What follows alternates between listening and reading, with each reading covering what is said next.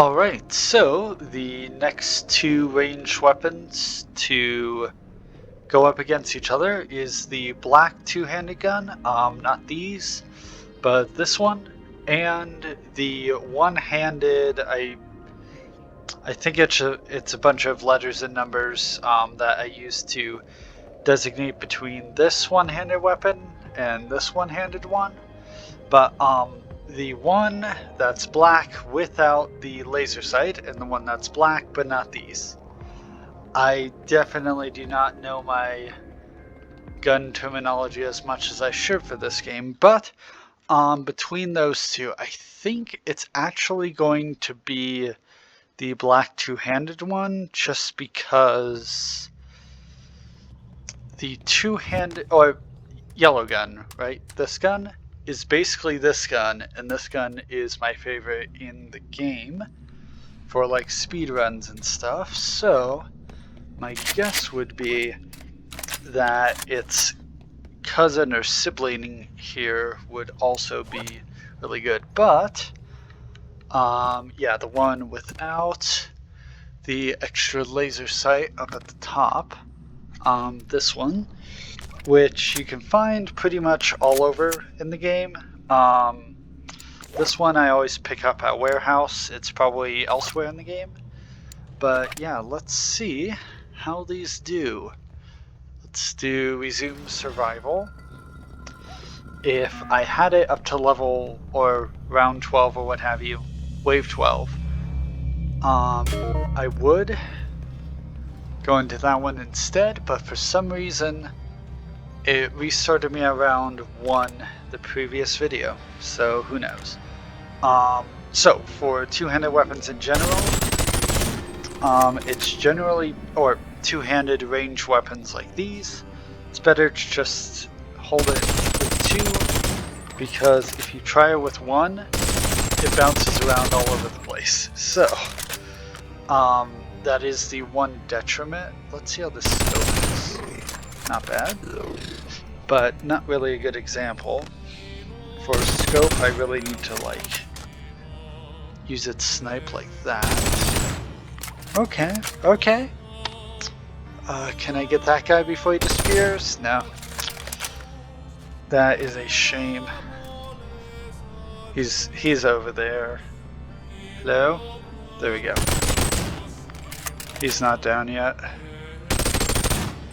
Okay, the scope on this is a bit unintuitive, but is not bad at all. I have a feeling that I didn't get everyone correct. There we go. So yeah, basically only keep your offhand off of the steadying part of the gun, only if you're reloading for this type. But for this one, I really don't think that this extra low grip is necessary. It's fine, you can just use it as normal. And I think this one more as the Uzi SMG from the previous video, where it's more of a panic weapon that you keep with you just in case things go badly, and it's something that you can just hold down.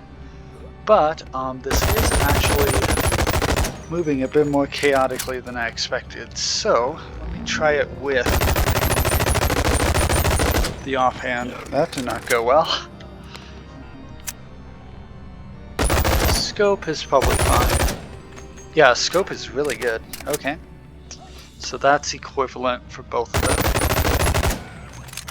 Maybe it is better with holding it versus not, because generally in Boneworks it's better to use one hand.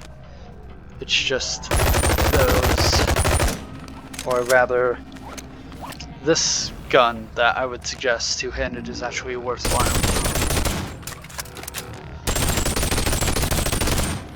Yeah, and you can no scope hip fire this pretty easily, especially at that range. But at like a medium range like that, yeah, you only need like a couple testing rounds to see where your shots are hitting. And you'll be fine. Hey, one of these guys, a king crablet, nice. Nice to see ya. So back to this one, because right now they're pretty equivalent. That was not super helpful.